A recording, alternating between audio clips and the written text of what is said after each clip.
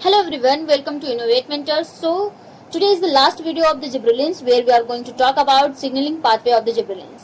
If you have not seen the last two videos where I have discussed the introduction part and the biosynthesis part of gibberellins, so please go and first watch that, then come to this video and see it.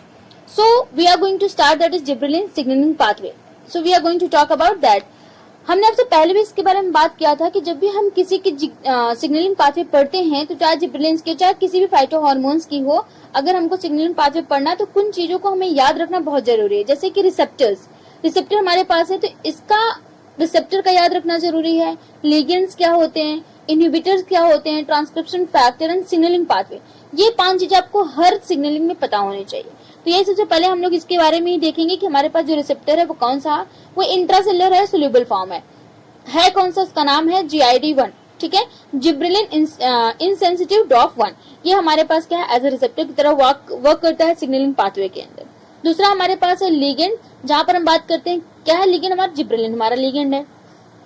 Third अगर हम बात करते हैं तो हम inhibitor की बात करते हैं, जहां पर इनहिबिटर हमारे पास है डेला, जो मोटिव फॉर्म है एस्पेरेटेड ग्लूटामेट ल्यूसिन एलेनाइन। तो ये हमारे पास क्या है, डेला का फुल फॉर्म था एस्पेरेटेड ग्लूटामेट ल्यूसिन एलेनाइन। तो ये हमारे पास डेला है, एज इनहिबिटर की तरह वर्क करता है। उसके बाद हम आते हैं ट्रांसक्रिप्शन फैक्टर अपने, तो हमारे पास जो ट्रांसक्रिप्शन फैक्टर है वो हमारा ट्रांसक्रिप्शन फैक्टर है MYB प्रोटीन, जिसे हम GAMYB कहते हैं, ठीक है। उसके बाद सिग्नलिंग पाथवे जो चलती है, यहाँ पे पाथवे कौन चलती है, यूबिक्विटिन 2S प्रोटियोलिसिस पाथवे चलती है, 26S प्रोटियोलिसिस पाथवे चलती है। अगर याद रखिएगा, जब अगर हम जहां पर बात करें कि अगर हमारे पास यूबिक्विटिन 26S प्रोटियोलिसिस सिस्टम पाथवे अगर चल रही है सिग्नल पाथवे के लिए, तो एक चीज कंफर्मेशन आपको यहाँ से मिल जाएगा कि अगर है तो इसका मतलब क्या है, जिब्रेलिन होगा। जिब्रेलिन के साथ कौन बाइंड करेगा, हमारे पास जो रिसेप्टर होगा, जैसे वो बाइंड करेगा तो डेला का क्या कर देगा, डिग्रेडेशन करा देगा। और डेला के डिग्रेडेशन कराने के बाद फिर क्या होगा, ट्रांसक्रिप्शन फैक्टर होगा, ट्रांसक्रिप्शन फैक्टर बनेगा, ट्रांसक्रिप्शन फैक्टर क्या कराएगा, ट्रांसक्रिप्शन कराएगा। ट्रांसक्रिप्शन किसका कराएगा, जीन का कराएगा, और जीन क्या करेगा, जीए का रिस्पॉन्स करेगा। कुछ ऐसा ही हमें पाथवे देखने वाले हैं। तो एक बात आप लोग को पता ही होगी, जैसे कि हम बात करते हैं अगर बेबी प्लांट की बात करते हैं, याद रखिएगा जो बेबी प्लांट होता है उसमें ऑलरेडी एक बेबी प्लांट होता है, मतलब जो सीड होती है, जर्मिनेटिंग जो सीड होती है उसके अंदर ऑलरेडी एक बेबी प्लांट होता है। तो उसको क्या मतलब कि जर्मिनेट करने के लिए हमको हमेशा जर्मिनेशन के लिए क्या चाहिए, वहां पे जिब्रेलिक एसिड का क्या चाहिए, हमें हेल्प की जरूरत होती है। तो वहां हम कैसे इसको देखेंगे या कैसे इसके बारे में बात करेंगे, इसके बारे में सबसे पहले बात करेंगे, ठीक है। तो अगर आप लोग देखेंगे यहाँ पर आपके पास एक डायग्राम शो किया गया, तो वहां से आपको पूरी डिटेल पता चल जाएगी कि क्या हमारे पास कैसे काम करता है, ठीक है। लेकिन हम आते हैं अपने पूरे डिटेल के बारे में, डिटेल पढ़ने जा रहे हैं तो हम इसको डिटेल थोड़ा सा देखेंगे, ठीक है। चलिए हम देखते हैं कि हमारे पास क्या है, एक एलुरॉन लेयर है, लेयर सेल है, ठीक है, एलर सेल है हमारे पास, एलुरॉन सेल है, जिस सेल के अंदर हम देखेंगे जो हमारा पिंक कलर का एरिया दिखा रहा है, जो पिंक से बनाया गया है, ये एरिया आपको क्या है, न्यूक्लियस का है, ठीक है, न्यूक्लियस। याद रखिएगा कि अब देखिए यहाँ पे जो GA1 होता है ये क्या करता है, डिफ्यूज करके क्या करता है, ये हमारे किसके अंदर आ जाता है, सेल के अंदर आ जाता है डिफ्यूजन के बाद। जैसे कि सेल के अंदर आता है तो उसके बाद ये जाता है न्यूक्लियस के अंदर जाता है। न्यूक्लियस के अंदर जाने के बाद ये GID1 से बाइंड करता है। GID से इसको न्यूक्लियस के अंदर जाना इसलिए जरूरी है क्योंकि GID जो रिसेप्टर है वो कहाँ प्रेजेंट है, वो आपका न्यूक्लियस के अंदर प्रेजेंट है। क्योंकि हमने सबसे पहले ही बात किया था कि हमारे पास क्या प्रेजेंट है, जो हमारे पास रिसेप्टर होता है वो कैसा सोल्यूबल फॉर्म है, इंट्रासेलुलर सोल्यूबल फॉर्म है, तो वो कहाँ प्रेजेंट होगा, न्यूक्लियस के अंदर ही प्रेजेंट होगा। जिसके लिए क्या करता है, जो हमारे पास GA1 होता है वो जाता है और GID1 से क्या करता है, बाइंड करता है। जब ये GID1 से बाइंड करता है तो आप यहाँ पर देखेंगे आपके पास क्या है, एक DNA है जहाँ पर GAMYB जीन है। इसके प्रोमोटर पर डेला क्या करता है, बाइंड करता है। डेला बाइंड करता है तो इस प्रोमोटर को क्या करता है, इनहिबिट करके रखता है, मतलब बाइंड करके रखता है तो उसको प्रोमोटर को प्रमोट करने के लिए अलाउ नहीं करता है। और इसके डेला के साथ एक और जीन है प्रेजेंट, GARS जीन है, ठीक है। तो ये इसके साथ यहाँ पे प्रेजेंट रहता है। लेकिन क्या करता है, GID1 जैसे ही किसके साथ बाइंड करता है, GA1 जो है वो GID के साथ जैसे ही बाइंड करता है तो ये क्या करता है, उसको अपने साथ ले जाता है। किसको, पूरे डेला रीजन को क्या करता है, अपने साथ उठा करके ले जाता है, ठीक। ये डेला रीजन को यहाँ से उठाता है, यहाँ से प्रोमोटर क्या हो जाएगा, पूरी तरीके से आपका फ्री हो जाएगा और ये GID जो है इसके साथ मिल जाएगा। और यहाँ जाने के बाद क्या हो जाएगा, एफ डॉट्स के साथ ये क्या हो जाएंगे, GARS को क्या कर देगा, जैसे ही एक कोई भी प्रोटीन जो होगी अगर किसी भी के साथ बाइंड करेगी तो उसका डिग्रेडेशन होना जरूरी है, तो ये इसका डिग्रेडेशन करा देगी। और जैसे यहाँ पे डिग्रेडेशन हो जाएगा तो यहाँ पे प्रोमोटर रीजन पूरी तरीके से क्या हो जाएगा, फ्री हो जाएगा। जब यहाँ प्रोमोटर रीजन फ्री हो जाएगा तो GMYB जीन जो होती है वो क्या कराएगी, प्रोमोटर का काम है क्या कराना, GMYB जीन का क्या कराना, ट्रांसक्रिप्शन कराना, ठीक है। और ट्रांसक्रिप्शन कराएगा तो जीन से DNA है तो क्या होगा, ये जैसे ट्रांसक्रिप्शन होगा तो किसमें चेंज होगा, mRNA में चेंज हो जाएगा, GMYB mRNA में चेंज होगा। अब ये सीधी सी बात है, क्या है, प्रोटीन है। प्रोटीन क्या होती है, न्यूक्लियस के अंदर क्या नहीं होती है, उसको क्या करना पड़ेगा, उसको बाहर जाना पड़ेगा, न्यूक्लियस से बाहर जाएगा। जैसे न्यूक्लियस से बाहर जाएगा उसके बाद फिर इसको क्या करना है, अंदर आना है।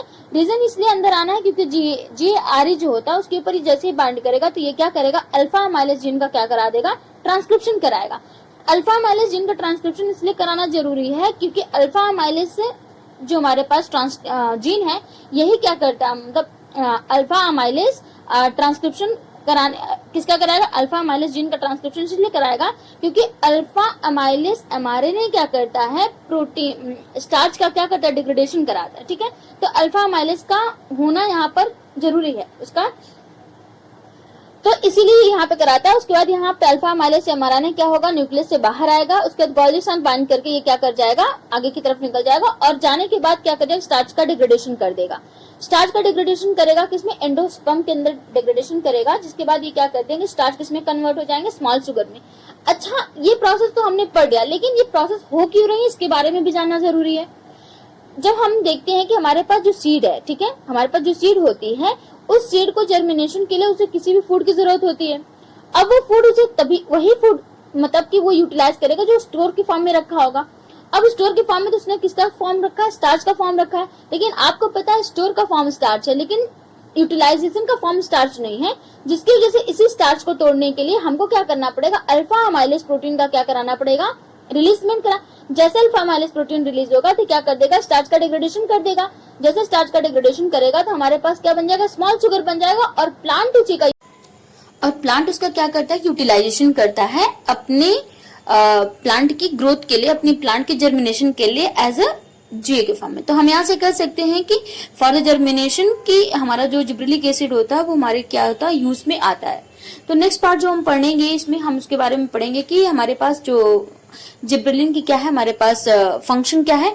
तो सबसे पहले अगर फंक्शन की हम बात करते हैं तो ये हमारे फंक्शन के स्टेम इलॉन्गेशन में हेल्प आउट करता है, दूसरा ड्वार्फ शूट ओवरकम में हेल्प आउट करता है, तीसरी अगर बात करेंगे तो सीड जर्मिनेशन में हेल्प करता है जहां पर अल्फा अमाइलेज प्रोटीन का यूज किया जाता है, ठीक है। अब ड्वार्फ शूट ओवरकम में अगर बात करें तो यहाँ पर अगर हम क्या कहते हैं, हमारा कोई प्लांट जैसे है अगर वो कैसा है, शॉर्ट है, काफी कैसा है, शॉर्ट है अगर, तो हम वहां पर क्या करते हैं, अगर जिब्रेलिन की क्या कर देते हैं, छिड़काव कर देते हैं या स्प्रिंकलिंग कर देते हैं तो हमारा प्लांट जो होगा वो ड्वार्फ शूट करके उसकी इलॉन्गेशन हो जाएगी। फोर्थ प्रोसेस में मतलब अगर हम देखें फंक्शन में तो बॉल्टिंग का प्रोसेस करता है, इलॉन्गेशन रोज मतलब की बॉल्टिंग प्रोसेस करता है। साथ ही साथ अगर हम देखें तो हमारे पास जो है नेक्स्ट जो हमारे पास है फंक्शन अगर देखें तो वो है वर्नलाइजेशन, जहां पे वर्नलाइजेशन और low temperature requirement for the same plant can be replaced by gibberellins. मतलब कि अगर कहीं पे लो टेम्परेचर वगैरह है तो वहां पे हम क्या कर सकते हैं कि जिब्रेलिन्स की वजह से हम क्या कर सकते हैं, उसको क्लियर कर सकते हैं, मतलब उसकी टेम्परेचर को लो टेम्परेचर में भी उसकी रिक्वायरमेंट को पूरी कर सकते हैं।